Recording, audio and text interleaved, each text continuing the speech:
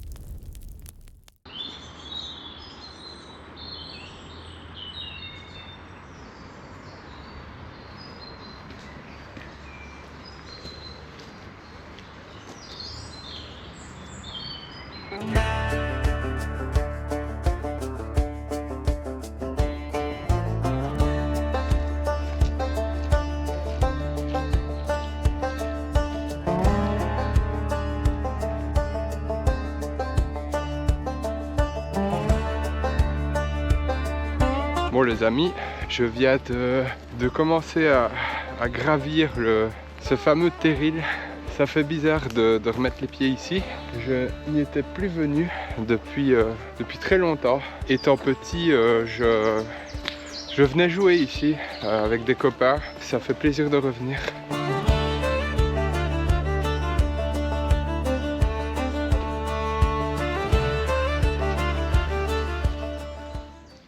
Pour cet épisode d'exploration, je vais faire tout le tour de ce fameux terril de l'Espérance. C'est pas bien grand, c'est même pas 2 km. C'est une petite balade, une petite promenade. Dans cet épisode, nous, ce qui nous intéresse, c'est les vestiges du passé. Car oui, forcément, ce terril a une histoire. C'est pour cela que je suis ici aujourd'hui. J'ai pas mal de petites choses intéressantes à vous faire découvrir.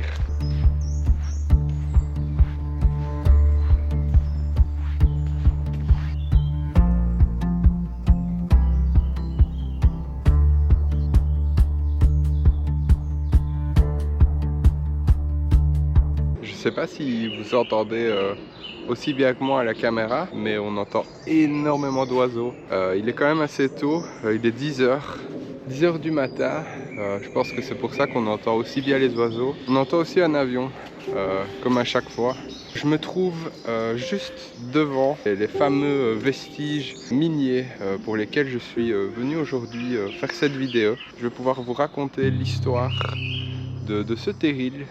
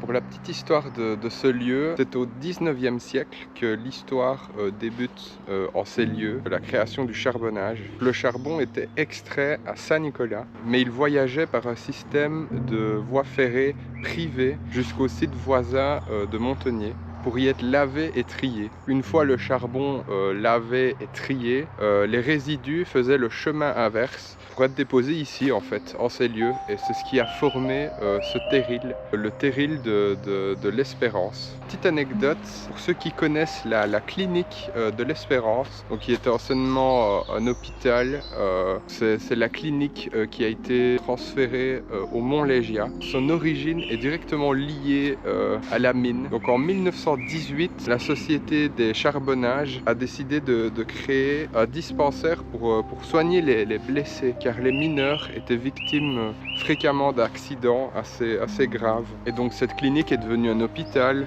au fur et à mesure du temps.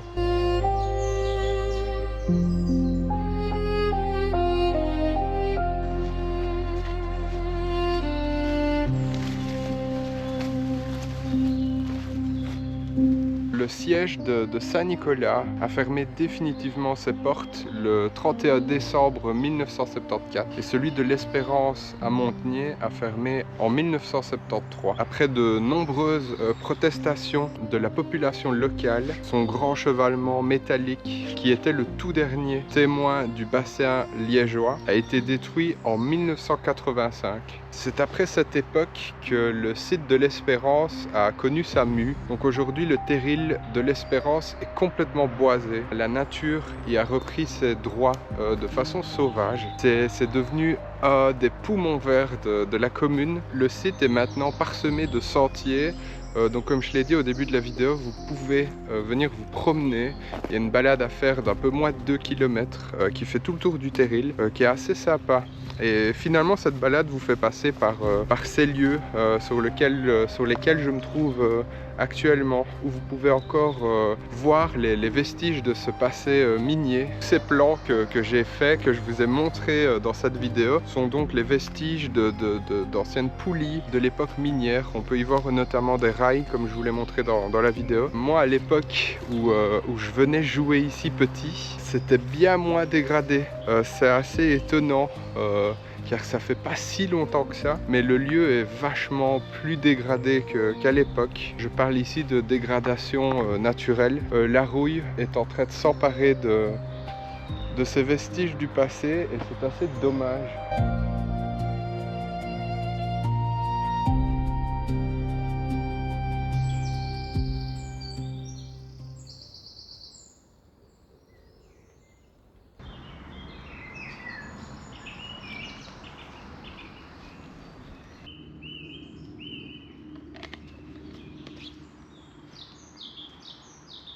Avant de quitter ce site, car j'ai d'autres choses à vous montrer ici, je tiens quand même à dire que je suis assez décontenancé par le nombre de détritus qu'il y a sur les lieux. Forcément, pour ceux qui veulent venir visiter les lieux, bien entendu, c'est en respectant ces lieux qu'il faut venir, dans l'idée de voir les traces de ces vestiges, de ce passé. Je pense qu'on a fait le tour de ce lieu. La vidéo ne s'arrête pas là. Je vais finir, j'en suis plus ou moins à la moitié, je pense, de cette boucle de terril. Il y a un moyen, par des escaliers, un petit chemin, d'accéder au sommet de ce terril. On est ici, ce serait dommage de ne pas tenter le coup. Je vous emmène avec moi.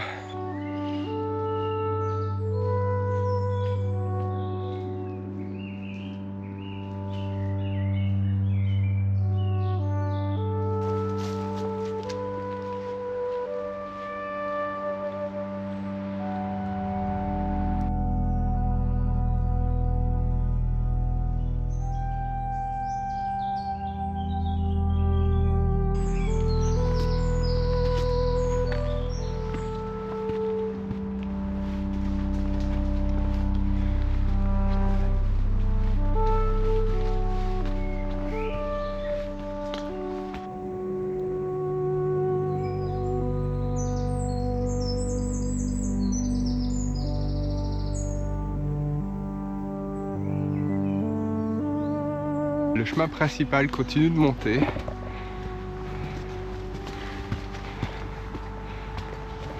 je me souvenais que ça grimpait assez bien, mais je pensais que la boucle de promenade classique, je vais dire, ne montait pas à ce point. D'ailleurs, je pense que j'ai trouvé notre petit chemin pour accéder au sommet. Si je continue par là, je termine la boucle du terril. Par contre, on les voit pas bien parce que on est un peu hors saison, c'est pas l'été, comme vous le savez, il fait plutôt mauvais même. Bah, tout n'a pas été élagué, donc forcément le chemin est très sinueux, mais je vous assure qu'il y a un escalier qui monte. Et si mes souvenirs sont bons, logiquement ça mène tout droit au sommet. Alors le danger, c'est que il a plu énormément, comme je vous l'ai dit en début de vidéo, et ça glisse énormément. En plus de ça, il y a énormément de ronces et d'épines qui sont notamment en train d'arracher ma veste. Alors là, on peut voir qu'on prend, je sais pas si on s'en rend compte en vidéo, mais je prends de la hauteur.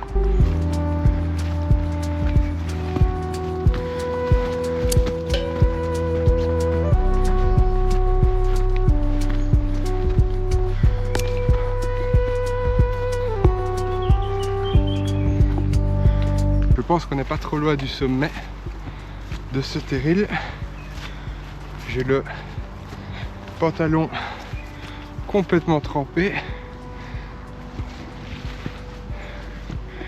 et je me suis fait piquer par des orties.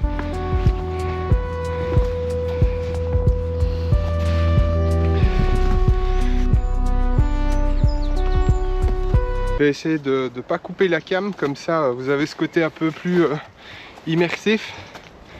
Et puis comme ça, si je me casse la figure, bah, ça fera du contenu.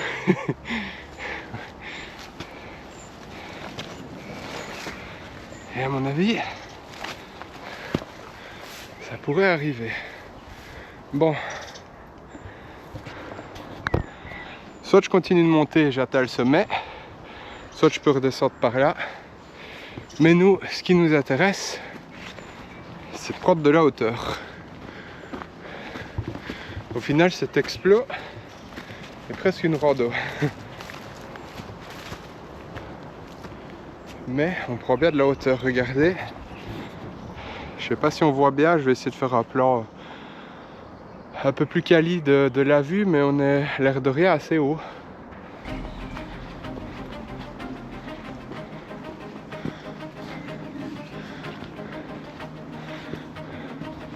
Bon bah écoutez, je pense qu'on est arrivé au sommet.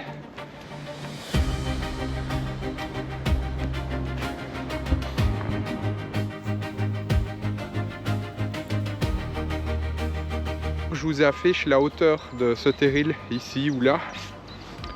Comme ça vous aurez une idée. Ce qui est intéressant avec la Belgique et ces terrils, parce que des terrils, vous le savez, il y en a partout où il y a eu des exploitations minières, donc partout dans le monde. Mais ce qui est intéressant avec la Belgique, c'est que c'est un des rares pays, si peut-être même pas le seul, à exploiter les terrils d'une certaine façon, c'est-à-dire à y inclure de la biodiversité, à en faire des lieux touristiques en fait, à travers les chemins de balade, les bancs, etc.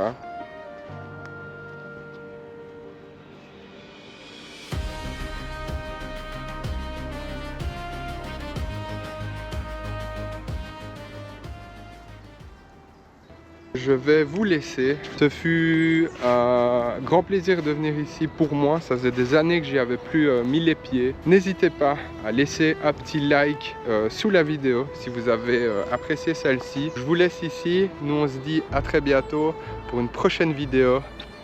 Ciao ciao.